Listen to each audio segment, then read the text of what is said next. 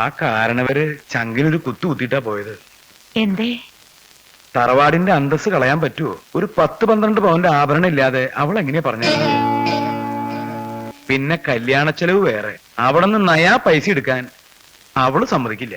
അല്ലെങ്കിൽ അവരുടെ പൈസ കൊണ്ട് എന്റെ മോളുടെ കല്യാണം നടത്താൻ വേണ്ട. അവരോട് ഔദാര്യമില്ലാതെ ഈ കല്യാണം നടത്താൻ വേറെ വഴിയൊന്നുമില്ലേ? ഉണ്ട്, വഴിയുണ്ട്. ഇണ്ടടി, ഇണ്ടടാ. എന്താ നീ ആ നോട്ടടിക്കുന്ന മെഷീൻ എടുത്തേ, നിനക്ക് കുറച്ച് നോട്ടം അടി. അച്ഛനെ പറ്റൂല്ലെങ്കിൽ പറ. എന്റെ പെങ്ങളുടെ കാര്യം നോക്കാൻ എനിക്കറിയാം. എനിക്ക് പറ്റില്ല, നീ അങ്ങനെ നടത്ത്.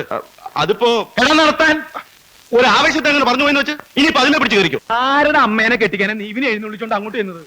അമ്മയ്ക്ക് പ്രസവവേദന, മോൾക്ക് വീണ വായനാന്ന് പറഞ്ഞ പോലെ ഇത്. ഇവിടെ ആര് വീണമായെന്ന് അച്ഛൻ പറയുന്നേ? ഇവിടെ ആരും വീണ വായിച്ചില്ലടാ പൊട്ട. ഒരു ഉദാഹരണം പറഞ്ഞു എന്നുള്ള പോത്തെ ഇനി അതിനെ പിടിച്ച് കയറിക്കോ. ഞങ്ങൾ അങ്ങോട്ട് തന്നെയാണ് കുഴപ്പം. ദേ, ഞാൻ മാറാരോഗ്യം എന്ന് പറഞ്ഞാൽ തന്നെ യാതൊരു വിഷമവുമില്ല. നിനക്ക് മാത്രല്ല, നിനക്കും നിന്റെ തള്ളക്കും അവൾക്കും അവളുടെ മോനും ഒക്കത്തിന് മാറാരോഗ.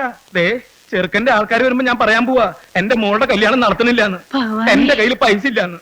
എന്റെ കല്യാണക്കാരി ഒരു അച്ഛൻ മുടക്കൊന്നും പറയണ്ട. അത് കൊയ്ത്ത് കഴിഞ്ഞിട്ടായാലും മതി. അതെന്താ നീ പാടത്ത് 12 പോണ്ട? ഒന്ന് വിളിച്ചോട് പോടിയവനെ. ഇതെന്തിനാ എന്റെ മേക്കിട്ട് കയറണേ? അച്ഛനെ അമ്മയുടെ മേക്കിട്ട് കയറുന്നേ. എന്നാ ഞാൻ നിന്റെ മെക്കറ്റിക്കാണ് കയറണം. ഞാൻ പറഞ്ഞത്. എന്റെ സ്വഭാവം എനിക്ക് എന്നെ പിടികിട്ടില്ല കേട്ടോ.